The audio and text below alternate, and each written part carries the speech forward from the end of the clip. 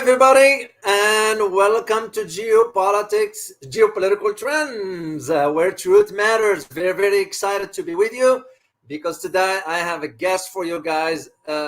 Stuff you're going to hear, you're not going to hear anywhere else. And I'm not saying it to be Mr. Nice. You guys know me by now. I don't sugarcoat things.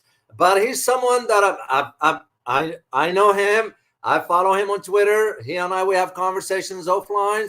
And it was the idea that I need to bring this gentleman here for my audience to learn about things. And that's how I always done this for you guys. Anytime I bring a guest, it's someone you will learn from. By the way, you might notice sometimes that the screen freezes. It's because there's a storm passing through close to where I live. It's out of my hand. There is nothing I can do about it. But I'm here, so it will be okay. It doesn't matter if it freezes. Sometimes it'll pass off. All right. Without further ado, let me bring in my guest here. Hi, SL. Hello, David. So glad to be with you. And sorry I missed you the last time. No worries, no worries. And my audience understand. They are okay. Like things happen, whatever. It's the past. We are now here and very, very excited. So just for you guys, and I always have to give you a shout out. So I'm glad to see you all here. But we're gonna have to move on with the conversation because there is a lot to cover. So let me just briefly introduce my guest here, SL Kanthan. He's a geopolitical analyst, columnist, podcaster, and blogger based on Bangalore, India. So I have the full description in the full bio in the description. One thing you're gonna need to check out is his podcast. It's called Geopolitics Demystified. I was on it one time on Twitter. It was an interesting conversation. So once again, great to have you here, SL. We're gonna get into the conversation right away before we lose time here. So now I need to have your assessments about where do you see the global geopolitical landscape. So, we are actually living through one of the rare moments in history. And this happens like every 150 or 200 years. And that is the transformation and the change of power from one major, the empire or nation, to something else. So, we've been living through the American century since World War I, or definitely since World War II. And we are going to see at the end of the American century. So what comes after is a very, very fascinating topic and guesswork, really. Yeah. Now, just to piggyback on what you just said, of course, we've heard the statements about how India, and I don't mean to criticize India, all I am doing is presenting the facts. We've heard the statements coming out of Washington that India is going to ascend to the global superpower and so forth. I'm going to share with you all a comment from one of our viewers by the name of Fast Pistons. He wrote, and I quote, and I would like to have your reaction to this, SL. He wrote, India has struggled enormously since independence. For decades, there have been realization that democracy is not suited for such a large and diverse country. There has to be a tough, focused leadership that is willing, for instance, to very harshly respond to endemic corruption, like China has done. The shackles of socialism and oversized civil service need to be eliminated. I have always hoped for India's success, but always been disappointed. I, however, give credit to where it's due. In the agricultural sector, they have been brilliant. It's a shame other sectors are simply not cutting it. End of quote. What do you make out of this, SL? Was this individual's right in comparison to where India is today, given its crumbling infrastructure, poverty, corruption, and so forth? Yeah, there are so many different perspectives on what's wrong with India and how to fix it.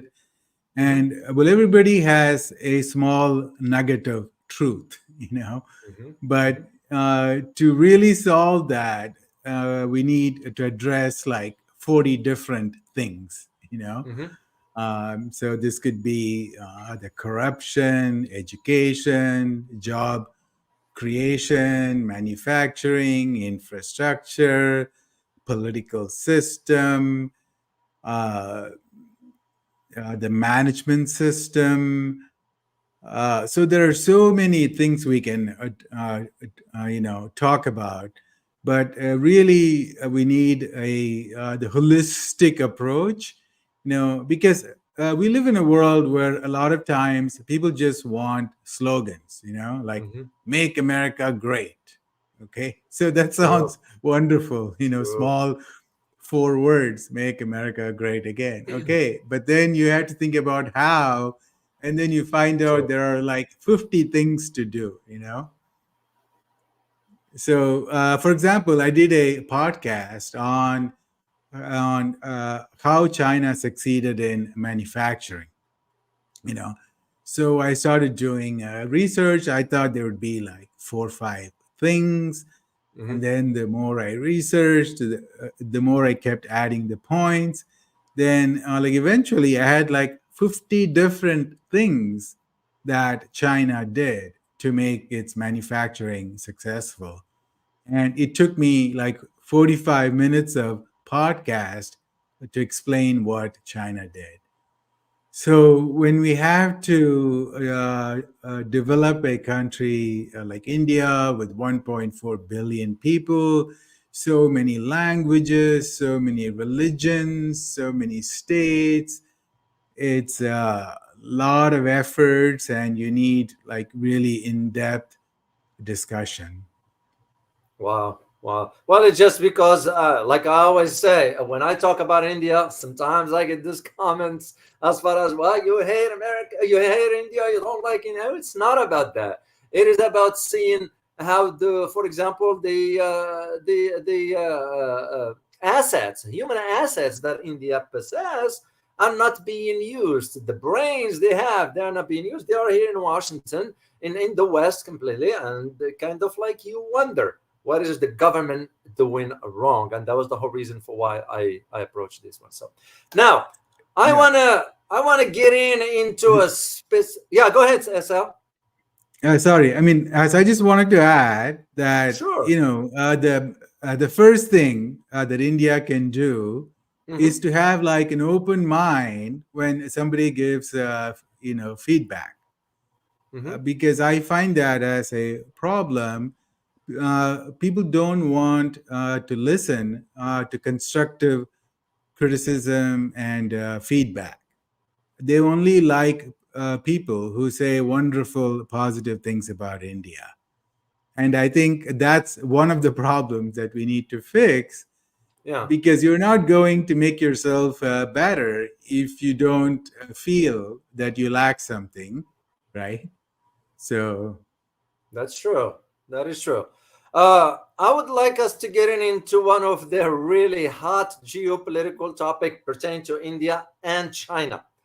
And this one, as one who works in Washington, we were always aware of where the pressure points are. Always. That's just the norm inside Washington behind closed doors. So if I am to go back a few years ago for you all remember, guys, you all remember the military crisis at the India-China borders, right? Now, which one, by the way, after that incident, took the relationship between India and China to a new low that almost remained there as of today. However, I got a word that in recent months there is some sort of a conversation inside India behind closed doors. Will never make it to the public about the desire of India to sort of reset its relations with China. Is there any truth to this from your perspective, SL? And if it is, wouldn't it make sense for India to do so? in order to prosper economically instead of antagonizing the Chinese on behalf of the West. Yeah, absolutely, absolutely. Now, I don't have any specific the information about Mm-hmm, the backdoor mm-hmm, channels, mm-hmm, but my gut feeling is yes, they are working on that. And the hint I see mm-hmm, is that, for example, today Modi is in Russia, okay, mm-hmm, and that's going against the U.S. mm-hmm, There was no reason for really Modi to go to Russia right after the election and all the praiseworthy words. You know, he calls mm-hmm, Putin my friend, and he talks about the special, privileged, mm-hmm, strategic partnership with Russia.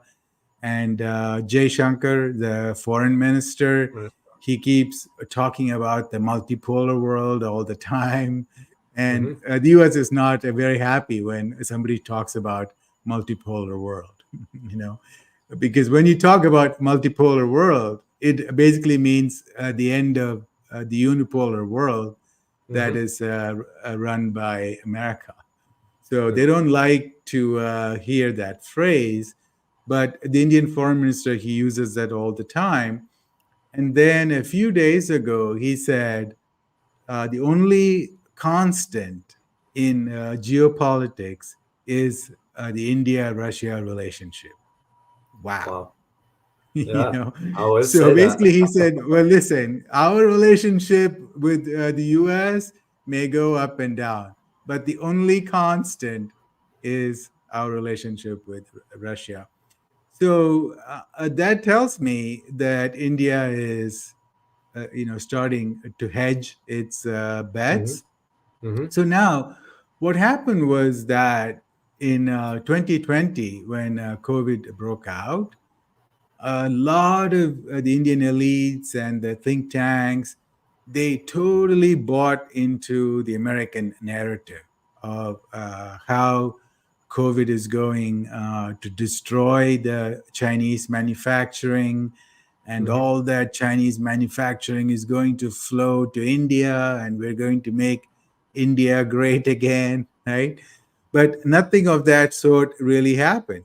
It I mean, it was like in sort of trickles, you know. Yeah, yeah. So 3 years after COVID, but India's share of global manufacturing is still only about 3%, and Mm. China is still 30%.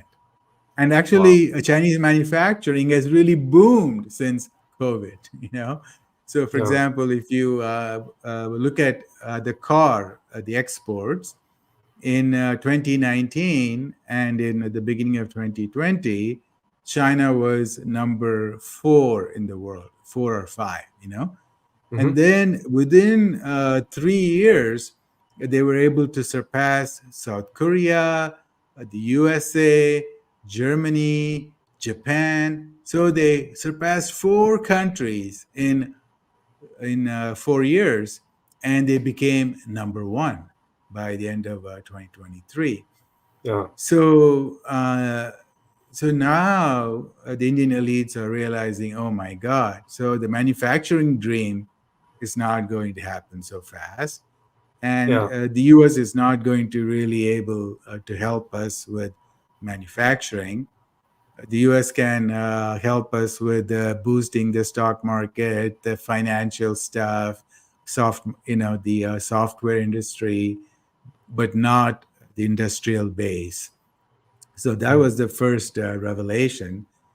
And the second revelation was that in 2022, when the Russia Ukraine war started, all the Indian think tanks and the Yeah. chat bots, they basically said, oh, it's pretty much over for Russia.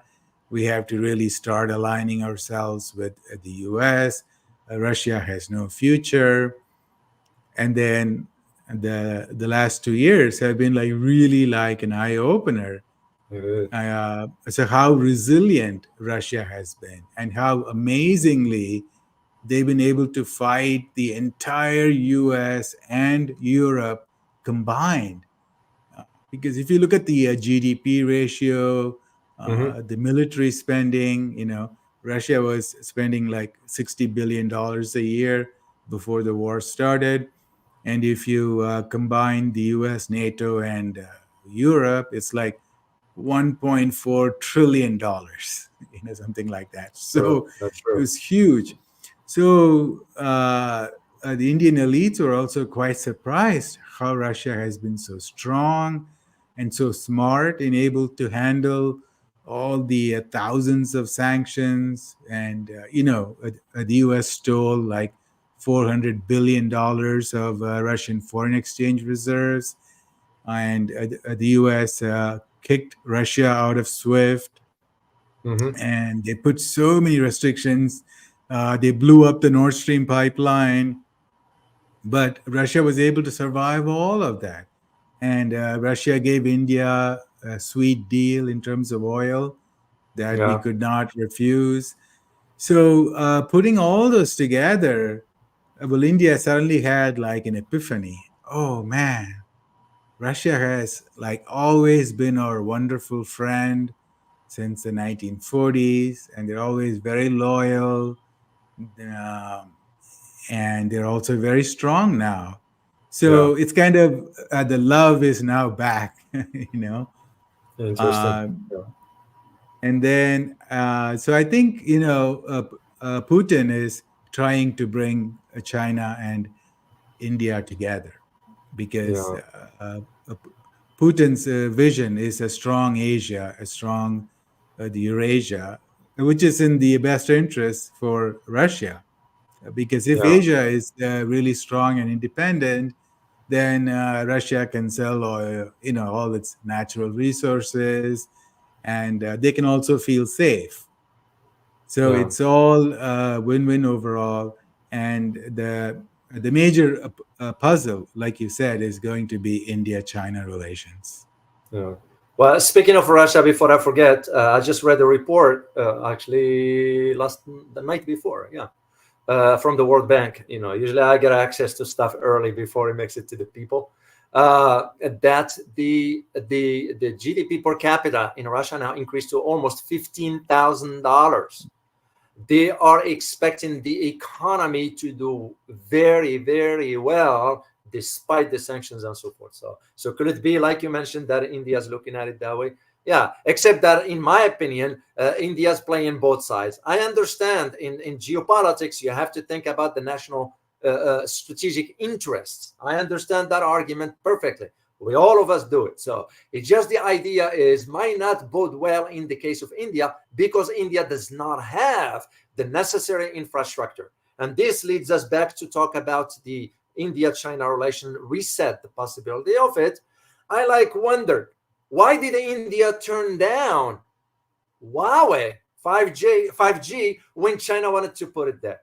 Because we pressured India, and all of a sudden India agreed. Why did India refuse to buy oil from Iran?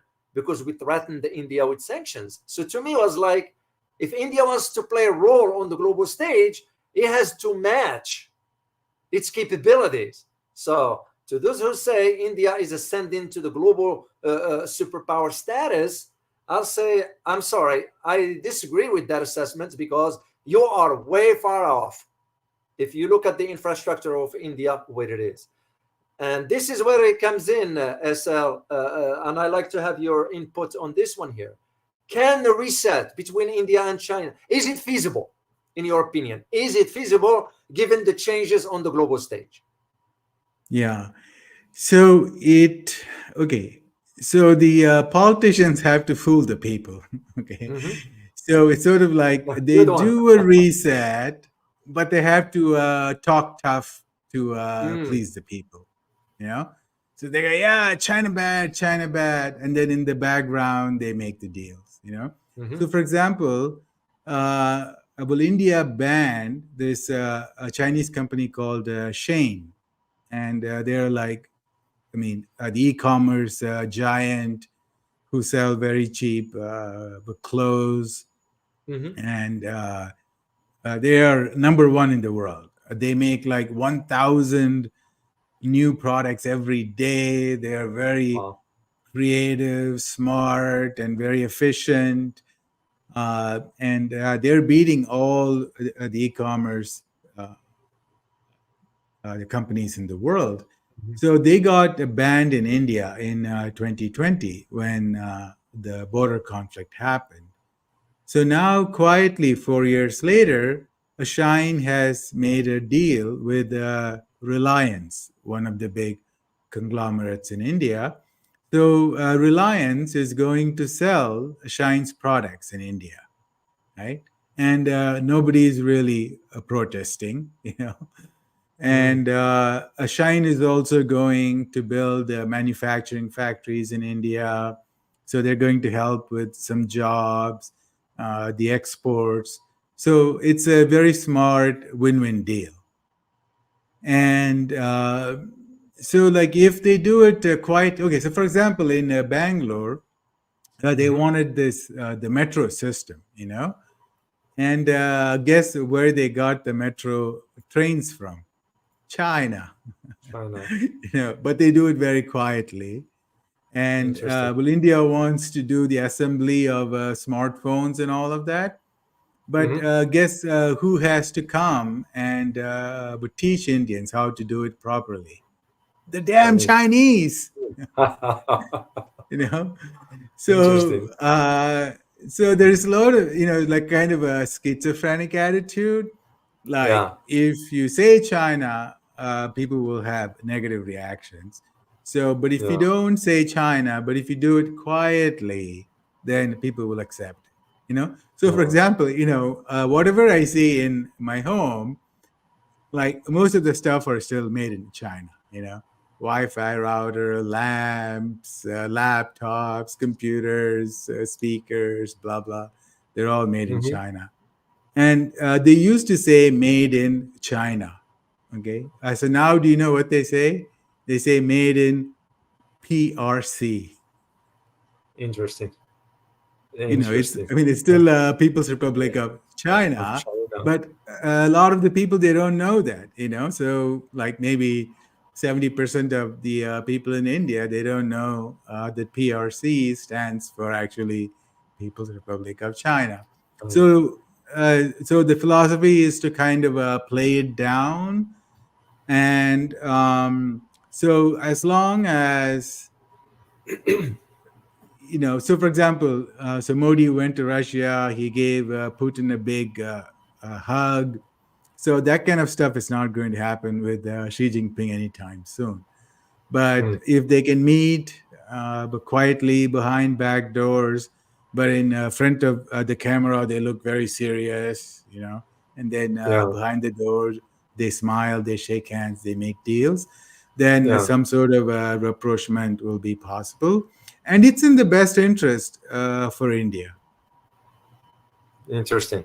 Well, speaking of Modi, by the way, I never felt assured that Modi has the depth or the grasp of really what geopolitics is all about to move a country like India, the size of India. No offense to those in India who are watching this podcast here, but the truth is the truth. Because again, for me, I go way back to when Atal Vajpayee was there, Manmohan Singh. They were at least slightly different. We were seeing back then certain progress within India on certain domains. It wasn't like they were doing 100%. There is no doubt about it. Because like you said at the beginning, SL, India society is so complicated. For us outsiders, well, no matter how much you read, no matter how much we analyze, well, we will never get it. We will never understand all this. So I hope things move forward, because if you are to go back a decade ago now, since Modi came to power, what has been changed in India? I don't know. I Mm. gotta ask. You know what I mean? That's the question by which I measure the success of a leader and how much he or she has accomplished for the sake of his or her people. That's the only way I look Yeah. at it. Yeah. Let's move on to our next theme, because I like to have your input on it regarding, and again, some might think I do not like India, and this has to do with BRICS. Now, I've always felt comfortable saying this, SL, with all respect to the country of India. India is a weak link in BRICS. Will I be wrong in this assessment? Or am I wrong Uh, in this assessment? no, no, you are not wrong. Okay. Okay. It's just because to some, and I said, here is my reason for why. And I provided certain arguments as to why India, because it didn't sort out its house in order, its domestic home, as far as dealing with the poverty, dealing with unemployment, dealing with infrastructure, dealing with the issues of water, environment, whatever you want to use. If it couldn't fix that, how can it allocate its resources to dealing with issues outside its borders? Just to me, it didn't make any sense. And this Absolutely. is, yeah. Where do you see India's role in BRICS, in your opinion? Mm. So, so like there are a lot of contradictory things about India, Mm-hmm. and you can really pick and choose. Mm-hmm. So, for example, if you take a look at the growth, the GDP has been growing very well. And, last year it was like we close at 8% GDP growth, which is really fantastic. And they Mm-hmm. say that India is going to surpass Japan in about 2 years, and then it's going to surpass Germany before 2030. Uh, and then it'll be the third largest economy in the world in terms of nominal GDP. So those are some of the positive things. Mm-hmm. And if you want to focus on the positive, then you can say stuff like that. Oh, we're building a lot of highways. We're building a lot of railways. The airports are booming. The middle class is booming. We have 5G networks in all the major cities in India. We're building seaports. Uh, India is working with the Middle East on the corridors. It's working with Russia on the North-South international Mm-hmm. corridor. India is building a seaport like in Iran, the Chabahar. Chabahar Port. Yeah. Yeah, and we are working with Russia on the Arctic maritime route, the Vladivostok to Mm-hmm. Chennai route, Mm-hmm. weapons production with Russia, da da da da da. So there are a Yeah. lot of positive stories you can read in Yeah. the mainstream media. But then you can also take a look at the negative stuff. So, for example, if you look at water, there's a huge water crisis all over India. And then if you look at the pollution, and if you look at the top 100 most polluted cities in the world, 75 are from India. Mm-hmm. Okay, and we don't really have a good manufacturing yet. Okay, so I mean, if you look at the share of the global manufacturing, well, our share is only 3%. That's 1/10 the size of China. So we have 3% of global manufacturing, and already we have so much pollution, right? Like 75 out of the 100 most polluted cities in the world are in India. So what happens if you're going to double the manufacturing? How horrible will it be to live in India? And then you look at the electricity. We don't produce enough electricity. Yeah. In Yeah. Bangalore, the Silicon Valley of India, we get power outages like so frequently, and if there is a rain, like the smallest rain, so many parts of the city will go uh, black. Mm. And so Modi has built these fancy trains. They look very nice, but if you look at the percentage, they're still only about 1-2% of all the trains. So 98% of the trains are still like where people are packed in like sheep, Yeah. right?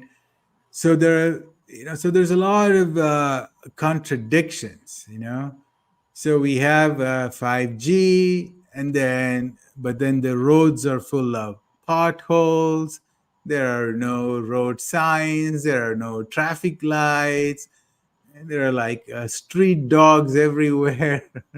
So you're like, Yeah. what is India? Is it like a really country with a great future, or is it still struggling with so many problems? Like we have still 900 million people in India still live in the rural areas, you know. Wow. So it's and they make like maybe $100 a month, you know. So it's like there's a lot of the inequality, so Yeah. like you'll find people driving a Porsche, BMW in big cities, Hmm. and then you have the rural areas where people don't have water, electricity, proper roads, they don't have proper schools, and they make like $100 a month. So this kind of like a land of contradiction. So corruption must be massive there, and it's no different than in my country, because I don't shy away from What is your saying country? the U.S. I mean, the US. Yeah, yeah, yeah. Sorry, That's sorry. what I Yeah, meant. yeah, It's kind yeah. of the damn politicians is as corrupted, and all my community in the channel, they know what the punishment that ought to be. I can't say it here on the air. That's what I believe in, because that's how you deal with corruption. Because public representatives, public official, whatever, those are representing the interest of the people. So if you get involved in corruption, I'll take you after Sunday church, even though I'm not a religious guy. I don't do religion, and I'll deal with you in that manner. But to me, the corruption probably one of the issues in India. But here is the thing: based on what you stated, ASL, this is what I don't get. Wouldn't it make more sense for India to reach out to China for help, since China is good in infrastructure? What is preventing India from doing that? Yeah, it's. I mean, it's a really bad politics, Mm-hmm. and a lot of it is because of the U.S. influence. You know, so if you are a smart person in India, where do you go? What is your dream? Is to go to America. Go to Yeah. Texas, go to New York, Yeah. go to California. That's your dream. You know, and these people, they go to America, they read American economics books, they get a job with IMF, World Bank, and they get thoroughly brainwashed with the neoliberalism, and Yeah. they think manufacturing has no meaning, because it's all just low end Chinese people working 14 hours a day. That's their, the wrong impressions of what it Yeah. takes to have manufacturing. And so they just focus on services, software, where you sit behind the desk, you don't sweat. You're right. And so this kind of a wrong, the wrong ideas about the economy. It's really, and then foreign policy, so most Indians know nothing about foreign policy, nothing, when I grew up in schools and so on, we learned nothing. We studied the Indian history in first grade, we studied the Indian history in second grade, third grade, fourth grade, all the way up to Mhm. 10th grade, and it's the same Indian history over and over. And so when I became an adult, I had to like spend so much time learning about the world history. I used to read so many books about the U.S. history. I was so fascinated by America. Yeah. And so there are like very, have you ever read like, a book by,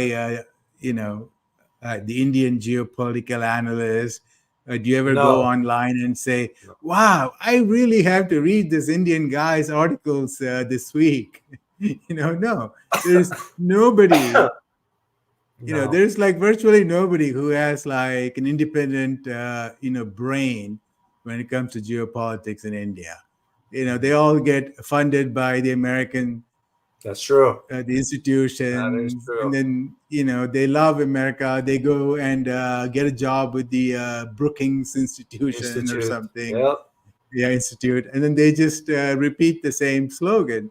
And if you are going to get your ideas from the Foreign Affairs magazine, the New York Times, Wall Street Journal, the Atlantic Council, the Brookings Institute, what are you going to say? You're going to say China bad, China bad. China is authoritarian and India is democratic. Wow, we, the people of democracy, have to stick together, you know. And they don't even know that the US is not a democracy. It's actually like an oligarchy, you know, run True. by the APAC, run by the military industrial complex, run by big pharma. It's not run by the American people. Like you ask the American people, hey, so how do you think the Congress is doing? Then the Congress has a rating of like 17, 18%. So how is that a democracy? If you're not able to meet the needs of your people, it's not Yeah. a democracy. Like you have elections, but people don't have a choice. Uh, That's true. like they have gerrymandering, and you get only True. like you get a person like a Nancy Pelosi, who's like so old and so dumb, and she has been in Congress for like 400 years or something. I forgot, but a long Yeah. time. She's been since 61. That's how My long she's been God. there. And accumulated Hold on. 227. So is that like 1761? No, no. She's been in 1961. And accumulated $227 million on a hundred Yeah, fifty exactly. on $150,000 salary. Yeah, Yeah. do the math. So corruption So how runs is it. that a yeah? So how is that a democracy? You're right. For me, so like if you look at the Indian the culture, like Yeah. the real civilization, Hmm. not the culture you see on the YouTube videos, but Or Bollywood, the right? real, huh? Or Bollywood. Yeah, yeah, Bollywood. Bollywood. It's all like so so trashy. Yeah. But if you look at the real civilization, then we have so much in common with China and the Central Asian countries, and even in the Middle East, like in Iran and Turkey. We have so much in common with those ancient civilizations. Whether it's like if you compare Confucianism with the Hinduism, it's Hmm. very similar philosophical thoughts about how a society works. Like the Confucianism talks about the harmony, and that's very, very key for them, how the world works, how a family works, how a society works, how the kingdom works, what are the the duties and the responsibilities and the rights of all the citizens. And the same Yeah. concept exists in India. In Sanskrit, we call it dharma. So, and in terms of family values, education values, the respect for the elders, the respect for knowledge, all those things, we have so much in common with the Asian and the West Asian countries. So what the hell are we doing with the fake freedom and democracy slogan? I mean, it is Yeah. good to be friends with the U.S. You know, Of course. the Yeah, U.S. yeah. is going to be a leading country, and there are a lot of positive things about the U.S. But you have to be savvy, and you have to understand that the people running America, they're focused on the empire, wars, and they only focus on the interests. They don't have any real true friendship. You know, if, for example, say that India gets into a nuclear war with China, and Mm, 100 million Chinese die, and 100 million, the Indians die. And in the end, the US is able to say, take over China because it got really weak. Okay. yeah. So for the US, that's a good investment. You know, if 100 million of the Indians we die, so that the US can become the global empire, that's a very good deal for America. You know, Yeah. so we have to realize what is the future we want. You know, so well, Yeah. ideally we want to be friends with the US, and we should help the US understand that there is a multipolar world. The US can have a role in that, the multipolar world. You know, so it can be one of the poles. You know, so it doesn't have to be the king of the world, but it can be one of the poles. Russia can be one of the poles. China can be one of the poles, and India and Europe can be one of the poles. And then we all learn to help one another. We all learn to, in the economic, they call it the comparative advantage. You know, Mhm. so well, you are good in something, I'm good in something else, and then we work together. So we make the best use out of your skill, we make the best use out of my skill, and it's a win-win Sure. situation. You're right. So, by the way, guys, just make sure you prepare a question or two for SL for later on as we continue this conversation. And speaking of multipolar and harmony and so forth, you and I shared the stage recently with the initiative that Dr. Warwick Pao has launched regarding the Global Peace Initiative. You know, it was truly something, and I always believe in the power of people, not the governments, the people. And I think something like that we shared, and we're gonna have another one, I believe, on the 12th. I'll keep you guys posted on this. Once I get the footage, I'll share it with you in a video for you all too. So SL and I shared the stage with others. There were like 10 of us, I guess. It was incredible. I enjoyed it because you're hearing different perspective from different peoples from around the world. They all converge. All those statements, all those comments converge on one idea, one objective: is a peaceful world that we all can live in. So I enjoyed that one. So Yeah. I want to take you back to one of the statements you mentioned. Then we'll jump on our last segment of this conversation. You mentioned earlier about the India's corridor that they're working on, which was basically the initiative after G20 summit. But again, I do know for a fact that certain initiatives like this ends up being on the paper only, because to me was the key question is, will India or can India afford it? And the whole reason for why that happened, because I had a talk with some of my contacts inside Washington, and the idea was nothing but to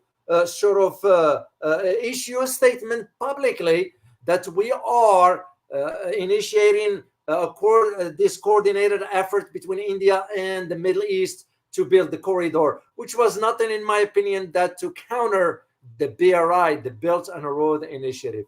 No more, no less. Even though I did mention that it's gonna go nowhere, because India does not have the resources, and the West is not gonna pay for it, unless one reason: it will work if the IMF give loans to India, which means sinking it into more debt.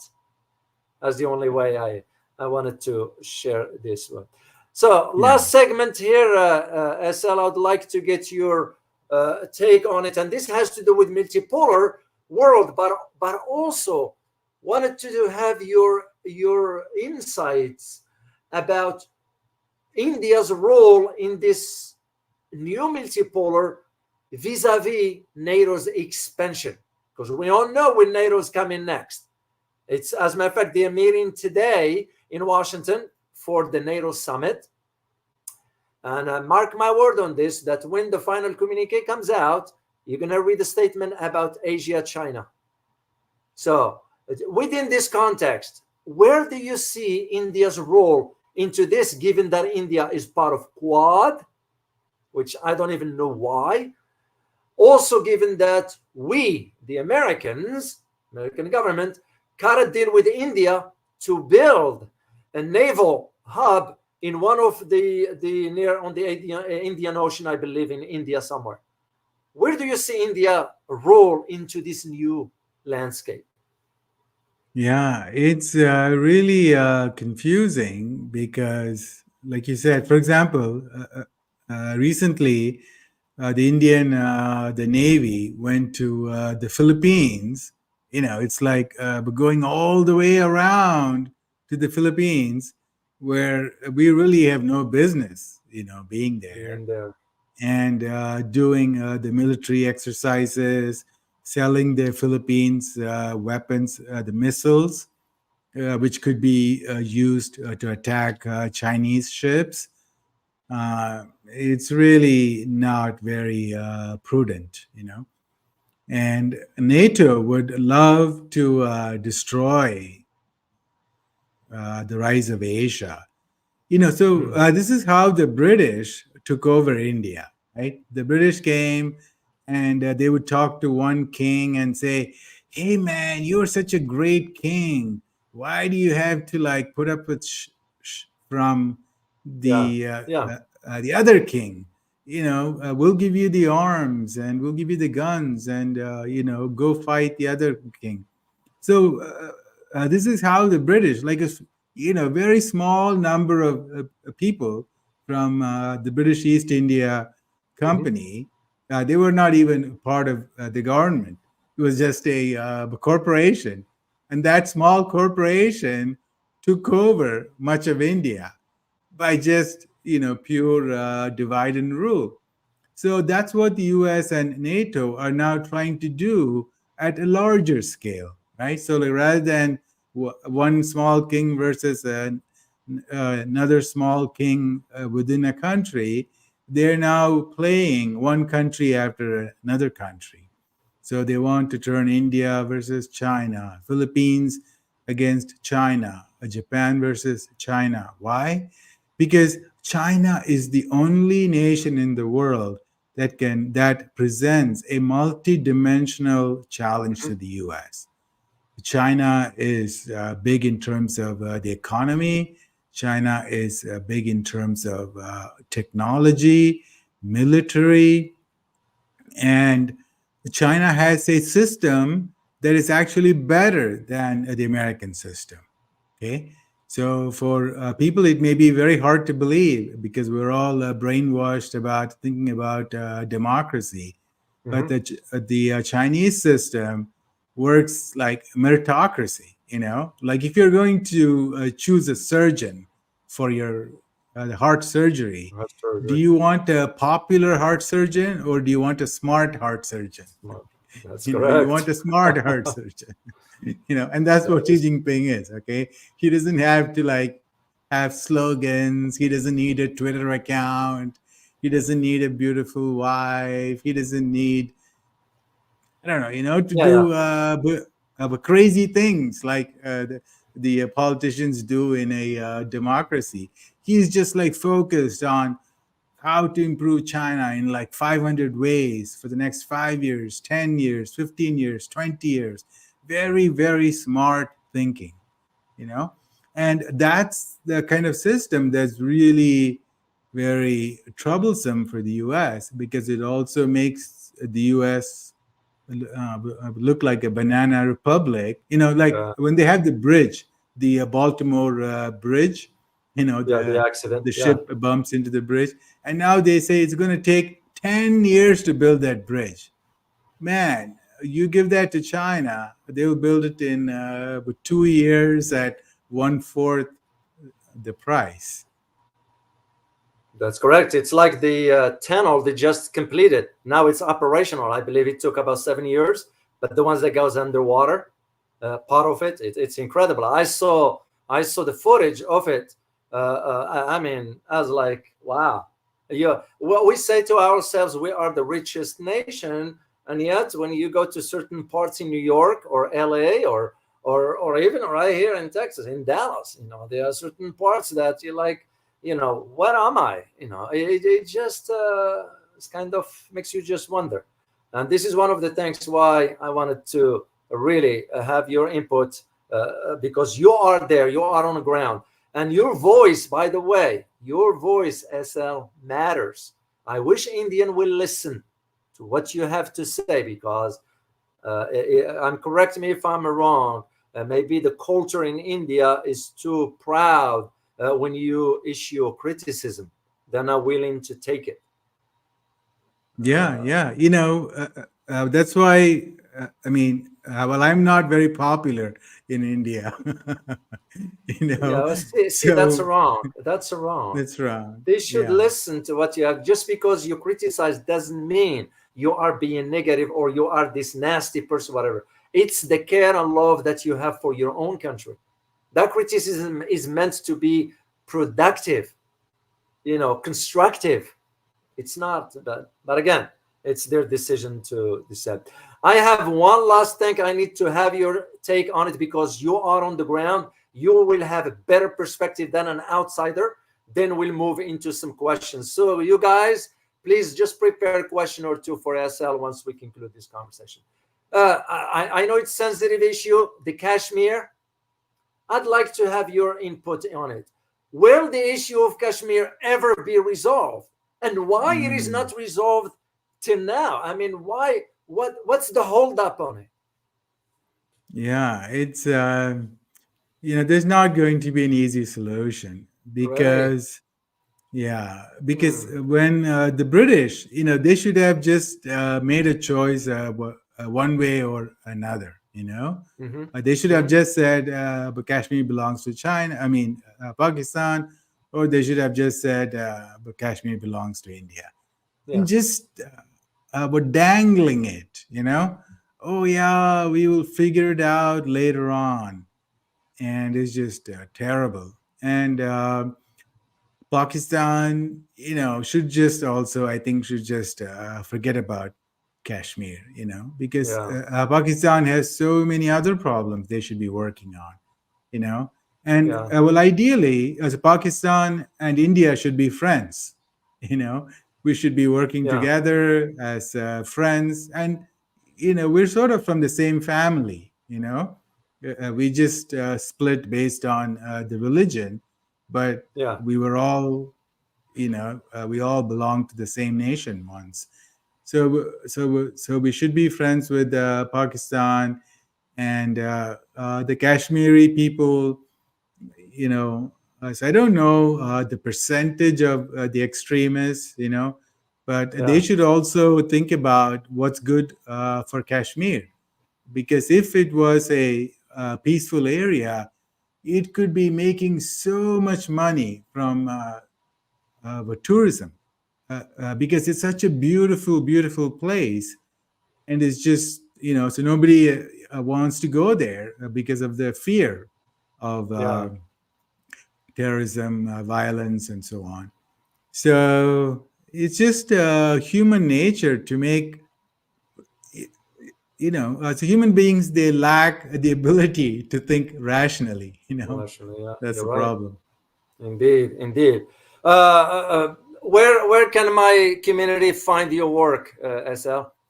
Yeah, on but Twitter, you can find the handle is I, Kanthan I 2030. Yeah, I have it right there. Yeah, and I so follow SL guys on Twitter. So this is how I learned a lot of stuff through him, and very very insightful posts that he does on Twitter. So this is the handle on Twitter if you want to follow him on. What else? What else can my audience find And you? then Substack, and the YouTube. So I started this the Geopolitics Demystified. Mm-hmm. It's like a mix of podcast monologues and the interviews. So you can find that. I just started that like maybe a month and a half ago. So it's still in the basic stage, and it's not Yeah, really fancy in terms of the videos or something, but you will learn a lot from my monologue. That's yeah, one. And then I write for Substack. I write for Sputnik and the Global Times. And there's a German magazine I write for, but they would translate that in and publish it in German, so you cannot read that. yeah. Yeah. I don't speak German, unfortunately. My family does because I have family members. Really? Yeah, yeah. Well, we do about six languages at home. So, uh, Wow. but I don't. I don't. I only do it about three, uh, four, give or take, about three mainly. So, You see, all I right. mean, Yeah, that's the kind of a background that makes you a smart person, because, well, you can get various different types of the perspectives, right. and then your mind has to figure out, like, like figure out the wisdom from seven different sources, right? And that's what makes you smart, Yeah. because Well, people who live in one culture, one type of mainstream media, one type of politics, they don't know what is happening in the world. They cannot understand the complexity of the world.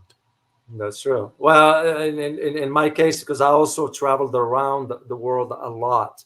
Remember, I spent about 15 years just flying from one country to another. Wow. I only Wow. used to What a live. fantastic. Well, no, no, it takes its toll on you after a few years. It takes its toll on you because I was only living in the U.S. for about 3 months out of a year. That's it. Mm, So the rest wow. was, I'm a former military, so we kind of moved around a lot back in my old days. When things were different, it was till I made the conscious decision, no more wanted to be affiliated with the U.S. government, and I left in 2014.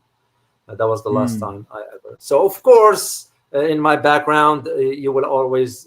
The government knows where I am, and if they ever whatever, they'll reach out. But I'm done. I am done because mm, now I'm diverting my attention to helping the masses around the world, and this is wake up. This is why I get individuals like yourself here to help the community and spread the word. So you guys, please make sure to share this video with others so they can learn about a different perspective from a journalist here and geopolitical analyst. And this is how we learn. This is how we learn and grow this community around the world. This is something very, very interesting. So I'll give you the last word, SL. Whatever you want to conclude as to where do you see the world moving forward, what do you mm. anticipate with the changes that are inevitable regarding the shift from the unipolar into multipolar, the role of India, the role of China, everything. Last word is to you. Okay. Well, so I'll tell you that this year and the next year are Mhm. going to be the most dangerous in our lives. Okay. Wow. Because things seem very normal, but what is happening in Ukraine and the Middle East can Hmm. easily escalate. So, for example, say if Ukraine gets hold of a long range missile from the US and it bombs Moscow, Ooh. okay, so that could start a nuclear war, because when Russia sees a missile coming towards Moscow, they don't know if it's a regular missile or a nuclear missile. Okay, so their nuclear doctrine says that they have to assume the worst. So they're going to assume that it's a nuclear missile. So Yeah. the possibilities are very scary. And one think tank from Princeton University, they did this analysis, and they said that if there is a nuclear war that starts in the region, within 5 hours, 35 million people will die. Okay, just within the first 5 hours. Wow. So similarly, like in Gaza, uh, well, Israel wants to now attack Lebanon, and there is this the Israeli minister. He goes on TV and says, we want the annihilation of Lebanon. So there are a lot of crazy people saying crazy things, and that Yeah, can easily blow up into a very, very horrible regional war. So we all have to spread the message of peace. Okay, so like if you indeed. can, stop saying things like, yeah, bomb more, kill more. Like this is not a game. So the whole humanity is at stake, and we all need to speak about peace and cooperation. Indeed, indeed. Words of wisdom. So I'll take one question here from Muslim Revert. And before we let you go, SL, the question is, how can Indian corruption be tackled? Fair question. That's like Asking too much, the huh? $1 trillion question. There's no simple answer, so maybe like we can study Singapore, Yeah. where Singapore, they pay the government officials a lot of money, so Hmm. there's not the incentive to take bribes. And we can also study the Chinese system, Yeah. where like they have very but targeted, they have very measurable targets for the politicians, right? So like if you are a mayor of a small city, they'll give you specific targets, so you have to build 4 factories, you have to create 5,000 jobs, you have to build 3 bridges, and you have to establish 7 parks to help the nature, blah blah blah. So they have like, it's like a, so it's like working in a big corporation, you Hmm. know so that kind of a very logical, methodical thinking is what we need. That could help. Interesting. Next question from Casual Walk. And those are an avid supporter of the channel. Thank you guys for being here, by Okay. the way. So, question. We know India has border relations with China, but India has also relations with all its neighboring countries. Why is that? In other words, why there's good relations with other countries, but not with China? What can India do to improve this, and what India expects from its neighbors? Hmm. It's, I think it comes from geopolitical experiences. Mhm. So we need more colleges and the universities on these Mhm. soft skills: foreign policy, relations, diplomacy, colleges. And we need to send people out to other Mhm. countries. We need more think tanks that actually really think and not Yeah. just regurgitate the American talking points.